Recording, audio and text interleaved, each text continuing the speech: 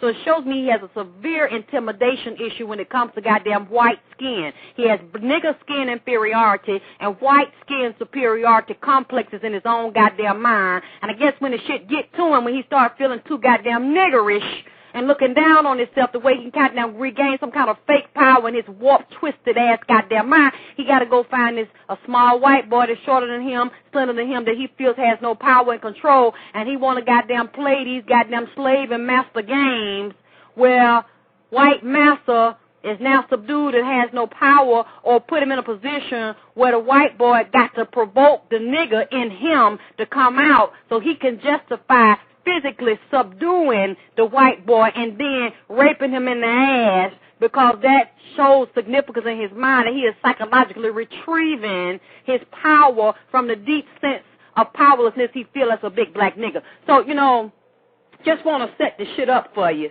because this is something that black women need to be thinking about. Oh, yeah, there is power, Nonia, in the back of a man's ass. See, that's what y'all need to realize. It's power up in a man's ass. Power up in a woman's ass, too. Because you're dealing with chakras and auric fields still.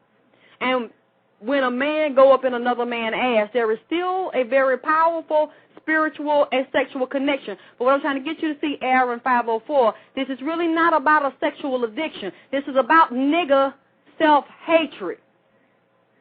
And you have to realize that sex is not always about just the sex act and the arousal, because this man can only get aroused when he is fucking a smaller, shorter white man in the ass, making him call him a nigger and say, fuck me, nigger. So that tells me there's a very low sense of self-hatred and a black skin inferiority complex, because he feels like a powerless big black nigger, and the only thing that he can associate with power or retrieving power in his mind is fucking a white boy in the ass. That shows that there is a deep loss of self and self-recognition and power and control. He feels powerless as a big black nigger. That's what I'm trying to get you to see. Because he does not fuck black men in the ass and say, fuck me, nigga, because a black man will say that to you, too. There is no power. There's only weakness when he sees fucking a black man up in his ass. There ain't no power in a black man's ass, because he sees himself as a big black nigger that has no power in his ass, that's powerless and has lost control, locked in a white man's world that he's subjugated by, that's taking his power from him. So the only way he can retrieve and tap into his power is going up in a goddamn white man's ass. I'm trying to tell you.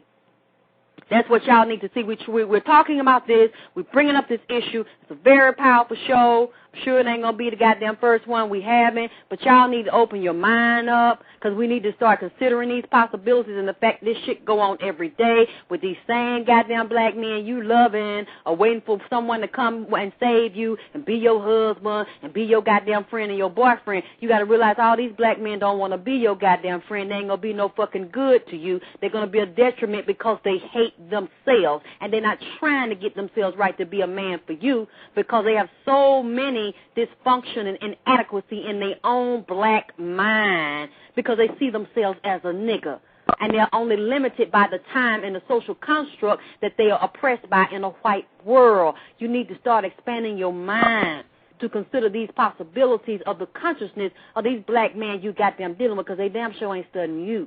They don't even love themselves. 513, you there? Yeah. Hey, thank you for coming. Thank you.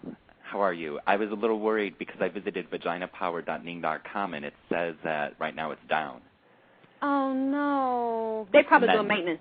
Okay, and then I couldn't find the phone number on the webpage, so I was a little confused, and I thought, oh, no, maybe someone made sure that this show would never be on the air. No. Let me go in there in a minute. They do routine maintenance, so when they do, I can't get in there either. No, I wasn't going to miss this. This is too important.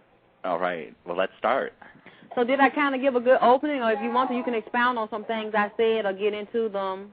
But no, I mean, you described the situation, really well, meaning I met this person in 2001. I met this person online. And first we were just, before we met physically, because we lived on two different ends of a really big city, we would talk on the phone, and I remember on the phone he asked that I say, you know, what you explained he asked me to say. And I thought and I explained the first time, I don't really think I can do that. I'm sorry. Well, you know what? Let's just let them hear it in your words, because they need to get a good idea of how a lot of these black men are engaging in what they're looking for on the Internet as well as in person. Does anybody know this man is gay? I think some people do, yes. But he's not in his profession. He doesn't carry himself as a gay man. He don't let people know in his profession, because he's in entertainment like me. He don't let people know that he's gay. I think some people know, some people don't. Okay, but he just don't make it clear. He don't advertise it. It's not advertised, no. It's not worn on his sleeve. So when he was online, did he identify himself and use his name, or was it a screen name? It's all anonymous. Okay, so he's hiding. Basically, he has some shame and some fear around his own homosexuality. So when he contacted you, just give us set up the scenario. What was it like, or what were the words? Who contacted who, and what kind of messages he left, and then go into his actual words in that conversation. You can say it on here. I won't get offended. No, it's okay. I mean, I just remember I was contacted, and it was essentially, you know, because when you're online, you have a description of what you look like, and you know, like photographs are involved and whatnot, and so it was essentially, I like your build, you know, I like your size, and then I remember I was asked, so have you ever had sex with a black man before? And I notice when, you know, when I'm online, or if I meet, you know, men in public, I'm always asked that question as if it's something that's taboo or dangerous, and I always find it odd, because I'm thinking, well, of course. I mean, who hasn't had, you know, I mean, everyone's had sex with each other at this point, and And I'm thinking it's just strange insofar as what makes it so special that you're black, you know, meaning and so that was he immediately cited this, meaning, so have you ever had sex with a black guy before? And of course I just said, well, yeah, I have. I've dated, you know, black guys before. And then we then spoke on the phone, and we were just discussing, I guess, what we'd like to do sexually, and it was already established that I was somewhat submissive. I'm a bottom. I take it up the ass. He's a top. That's why we probably wrote each other in the first place, you know, because we knew we were compatible sexually. Mm-hmm. And then as we were speaking, you know, and I thought, oh, he's really attractive. I like his build. You know, I was really attracted to him. And then so when on the phone he said, oh, could you say this? And, you know, because we were talking, and then he would say, oh, could you do me a favor? I really need to have an orgasm. And I'm thinking, okay, so the guy wants phone sex. And then he would tell me, okay, I need you to say this to me. And I would say what? And then he would say it, but he would whisper it. Exactly what, just Tip, you can say the word exactly. What did he say he wanted you to say? And then fuck me, and then the N-word. So just, he said, can you say on the phone right now, fuck me, nigga? Yes. And how did you feel? Well, I couldn't do it at first. I just asked, why do you need me to say this? And I would ask, could I maybe, you know, and I would try to say other things and not that. Mm-hmm. And, you know, he would just say, no, I need you to say it. I need you to say it. And it was almost as if you were dealing with someone who was addicted to something. He needed to hear this word. He could not have an orgasm unless that word was said.